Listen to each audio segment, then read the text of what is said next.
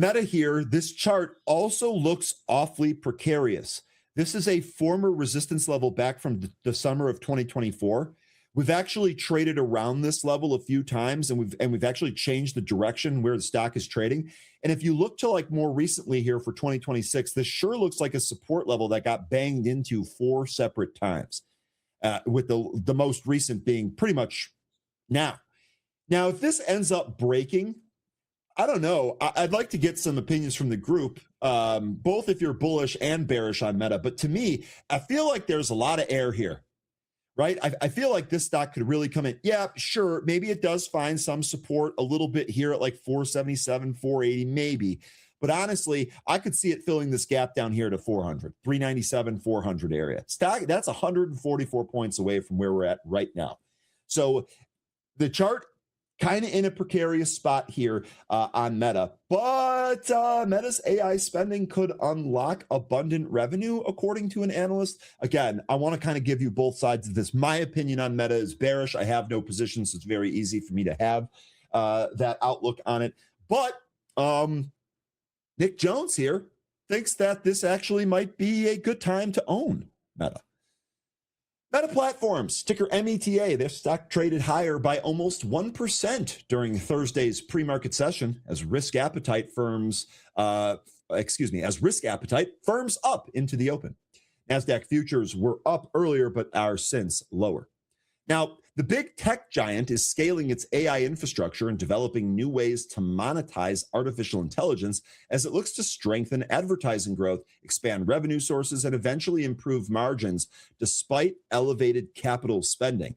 And I also really think that the capital spending here on Meta, probably more fearful in terms of Meta than other companies.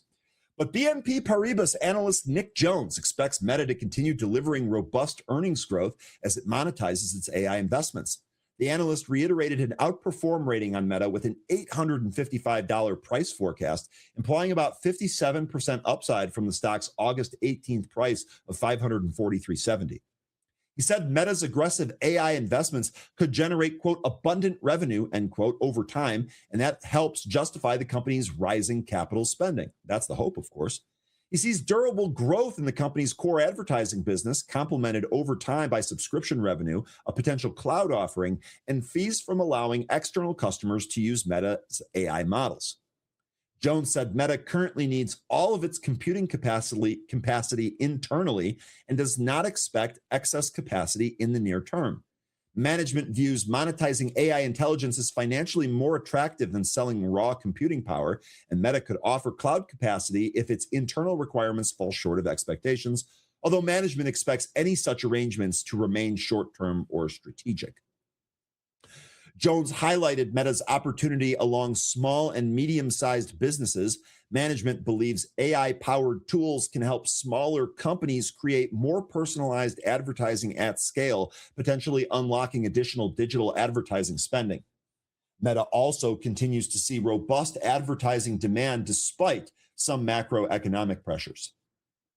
The company plans to begin manufacturing its internally designed Meta Training and Inference Accelerator, also called MTIA chips, MTIA, in September. It currently uses MTIA for inference workloads that improve recommendations and rankings, with plans to broaden its applications over time. Jones expects Meta's capital expenditures to continue expanding through 2027, but believes the investments will generate enough revenue over time to justify said spending.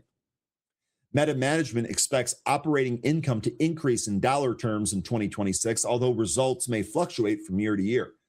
Combined with continued cost discipline, Jones expects margin expansion to resume as AI-driven revenue growth scales. So, look, I don't particularly like this. I'm wrong often. What do you folks think about Meta? Here, Jason Maxon, stay away from Meta. I'll be honest, Jason, that is mostly the opinion that I have. I don't really care for this. I don't like the advertising business myself. So it's hard for me to get on board with the thesis, but I want to bring you as much of that as you can. Don't you see they're trying to save their stock right now? I'm not trying to be a bear here, but careful, folks. Look, if being a bear is not a bad thing. I know sometimes it gets a bad rap. Being a perma bear is a bad thing. Being a perma bull is a bad thing.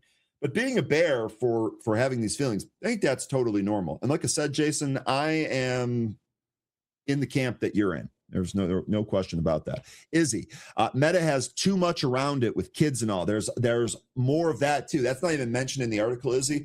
But aren't they going through like a court case right now where they've created things that are like super addictive to kids and all of that stuff? There's a lot of headwinds here that I don't love, and I don't see like the bull case doesn't move me. It's just not. It doesn't. That's the best way I can describe it. It just doesn't move me. I don't know. Not a huge fan of Zuck either. So it is what it is. But if you guys have a bull case on this, I'd be happy to listen to it.